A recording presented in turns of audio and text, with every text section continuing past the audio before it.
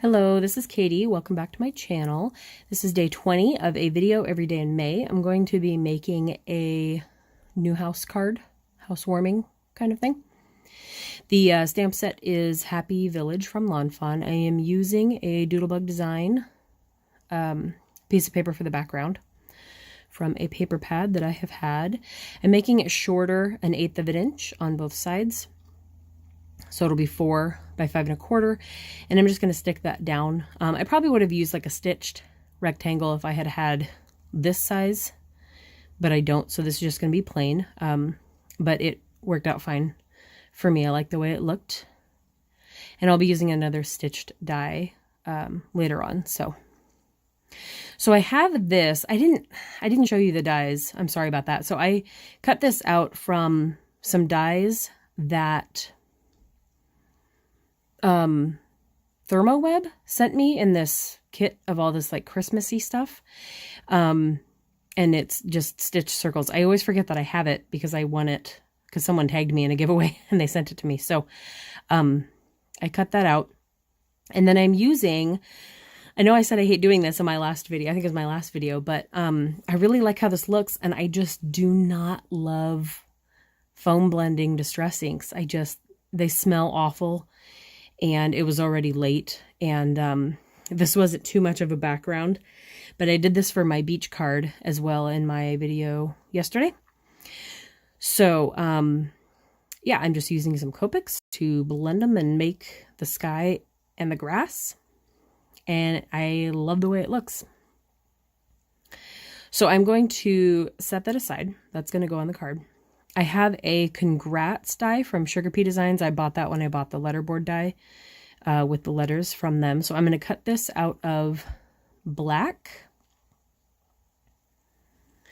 and run that through my Sidekick.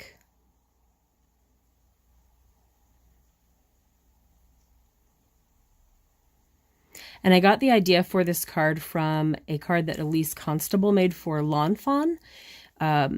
I had some ideas picked, and my husband picked that one for the design that he liked. But this is the congrats die I'm using from Sugar Pea Designs. Hers had used the congrats stamp and die. That look I really like the happy one on my Mother's Day cards where you stamp it and die cut it out. So stamp it in black on white cardstock and die cut it out. I really like the way that looks, but I don't have that one, so I use the congrats die that I have. So now I'm just going to color in the images I had pre-stamped.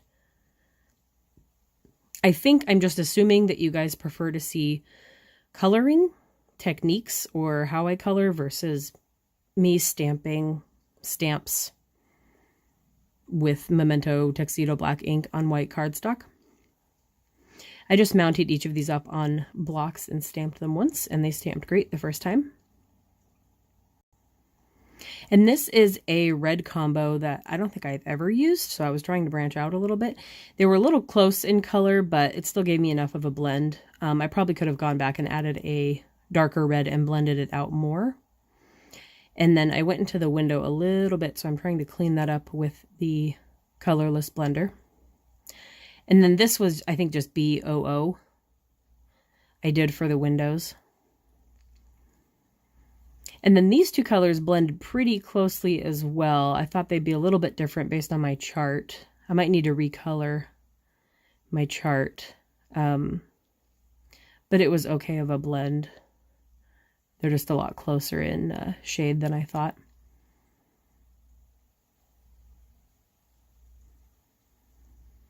And then I just grab R29 for the heart in the door just to make it a deeper red. And then C7 and C5 for the chimney.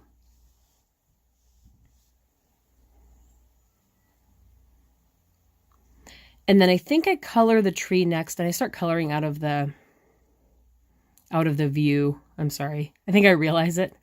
And then I make some sort of hand motion to apologize that I wasn't in the frame. There we go. So I'm just blending those out. I'm just going to use one big tree and two little trees. And then I'm not going to color the fence. I'm just going to die cut that out. I'm not even going to add like a gray, like a light gray accent or anything like that, and blend it out with a colorless blender like I normally would. I was just being lazy, and it's a white fence, so I'm just going to leave it the color of the paper. I really like how these trees blended out. So if you are just beginning in your Copic blending, these three colors worked really well together for the trees.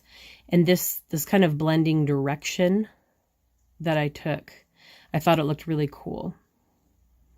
So if you want to watch that part again and you're working on Copics to blend and things like that.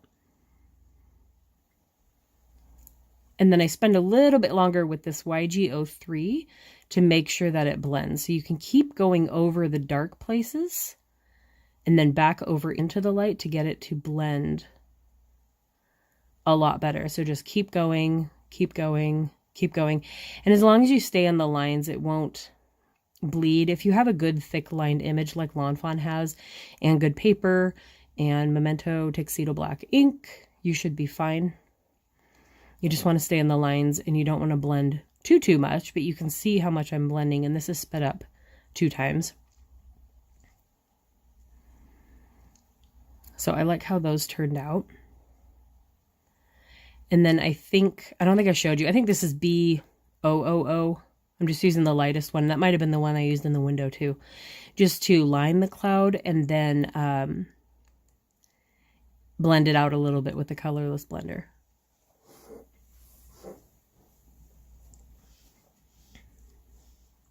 And then I'm using I think it's a yellow I used yesterday, Y08 and Y02. I'm liking this combo for a 2-color yellow blend lately. And then I'm going to cut them out. All of my dies have the little prickles on them because I just cut them apart, and I normally chop off the ends outside, but it's very dark and I didn't want to go outside, plus it's raining right now. And so I just cut them the most I had to. I'll trim off those little ends later. So now I'm just using my wide foam tape to lift up this panel, and then I'm just going to put all of the house and the trees and everything down onto the panel. And then I'm just cutting little pieces to fill in the blanks.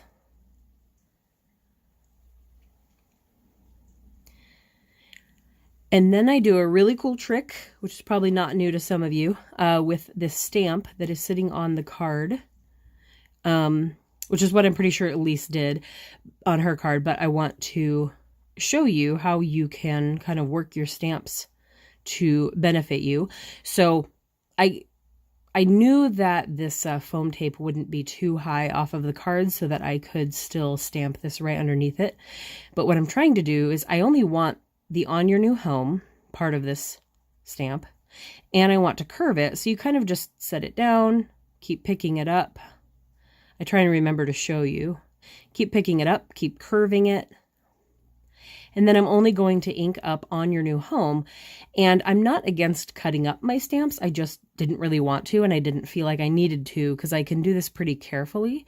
So I'm just inking up only On Your New Home very slowly. And then I wiped off some ink that might have gotten on the grass and then stamped it, and it worked out great. So just keep that in mind as a trick that you can kind of bend your photopolymer stamps to work for you. And then since I have the congrats die, I didn't need that part of the stamp. So then I'm kind of trying to lay out where I want these, but I eventually decide that I'm going to have to lift the house up on foam to kind of make it a centerpiece anyway, but also because there's just too much stuff crammed, so the house is going to be over a few of the items. So I just start sticking them down at some point. You'll have to forgive my voice. I am still a little sick and snotty, and I am trying to be done with it. So I'm sticking down my uncolored fence, and then I know that the sun and the cloud is going to be high up enough This card is very, very, very similar to Elise's. So sorry about that. I'll tag her in my post so she doesn't find it later and be like, what? According to Christina Werner, I have to give credit when I copy someone, even if I don't remember who it was. But now I know.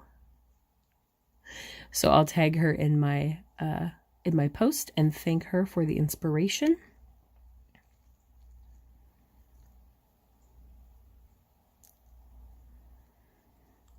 So then I just overlap the big tree a little bit because I'm going to put this house on top of it anyway. I'm having a problem with my images sliding on their glue. So I'm putting some faux tape on the back of the house, and then I just chop off a little triangle for the roof because I know that that will fit, because I want to make sure the whole house is supported.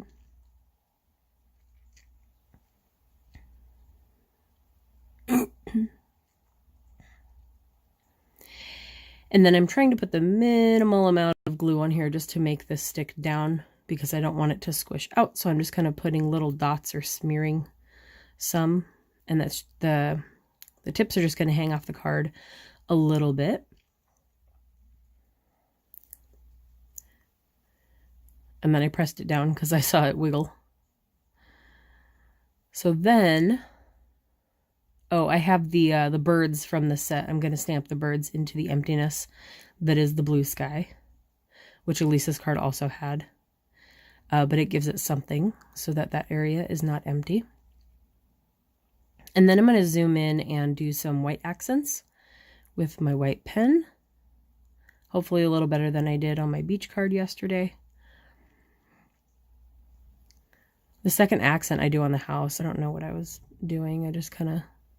Oh, here I'm tapping out the... yeah, I drew a dash off to the right. I have to tap out the white pen. So then I take my glossy accents and I fill in the windows, and then that finishes off the card. This glossy accents is really good at staying in the lines. You just kind of guide it where you want it to go, and it makes anything look like a window. So that will be the card for today. Thank you for watching, and I will see you guys for another card tomorrow.